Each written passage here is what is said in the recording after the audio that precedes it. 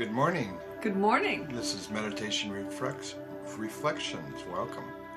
I'm glad you're joining us this morning. But one of the, this is a little bit of a continuation because my guide or guidance was talking about looking for changes you can make.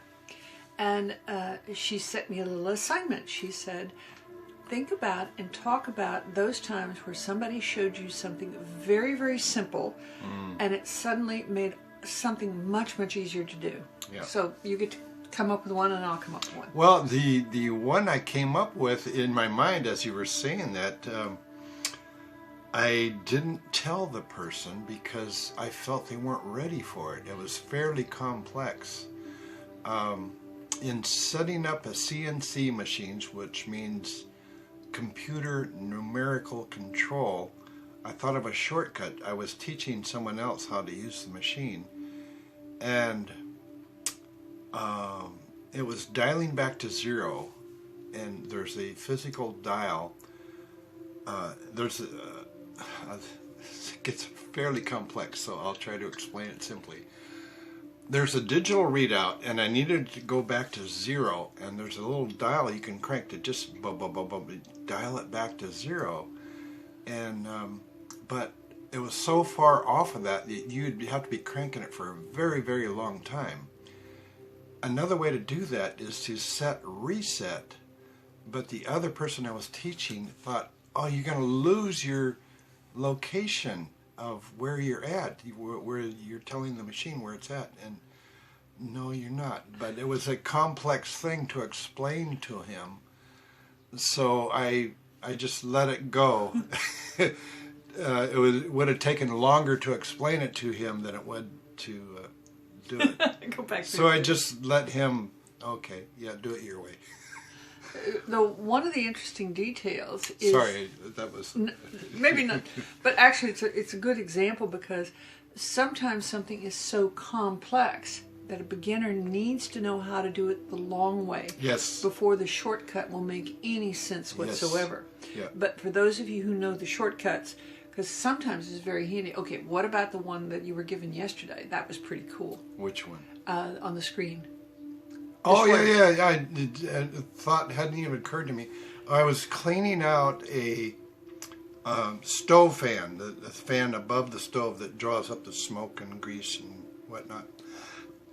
And the filters were pretty loaded up with grease, and I was soaking them in hot water and soapy hot water, and I soaked it overnight and tried spraying it out, and then someone said to me, oh, just put it in the dishwasher. And I'm just kind of, duh.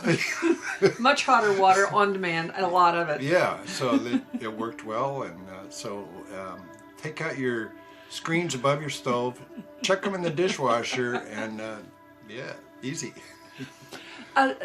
Think about the times you've been shown a new tool. Like, I remember being really impressed with the rubber nib brushes because I'd never seen anybody use one before. Rubber nib brush. Okay, instead of hairs of the brush, it's a piece of rubber that's kind of semi-hard, semi-soft. Oh, yeah. Yeah, Got it. and that was a new tool for me. And I went, I've never seen that, and I promptly went and got one because I realized it would do a couple of things I couldn't figure out how to do. Sometimes it can be much more expensive, like that's a really cool table saw, I want that one. And they can be really expensive. But sometimes somebody shows you how to do something easier or shows you a tool that works a lot better. Yeah. And suddenly everything changes, that job gets easier, you don't mind doing it.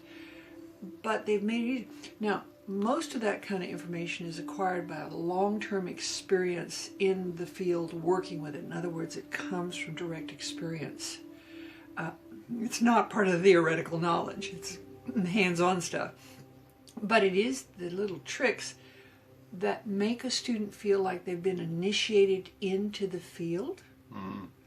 And that's another thing.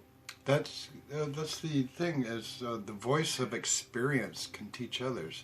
And if you're willing to listen and learn those tricks, you can accelerate your own learning and look like an expert in no time.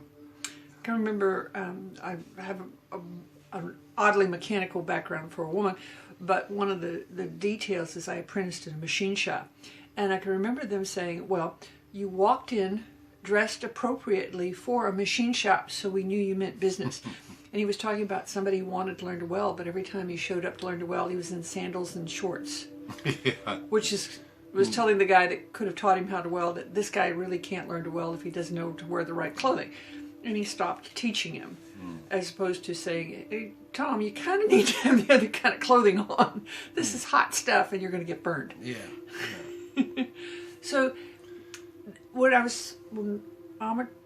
my guide was talking about changing education, she was talking about that little more direct mixture of hands-on, recognizing what the child needs to know, and teaching them the feels or the skills that lead to the job they ultimately want.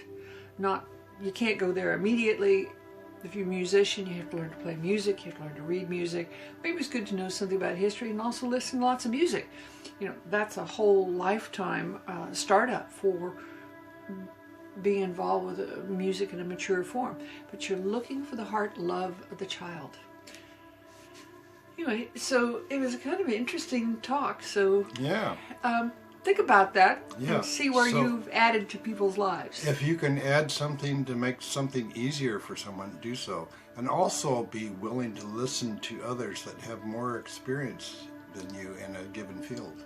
That sharing makes all the difference in the world. And even if you have experience, they might say something you've never heard before. Exactly. Yeah. So Have a wonderful day. thanks for being here, and we'll see you next time. Blessings upon you. Blessings.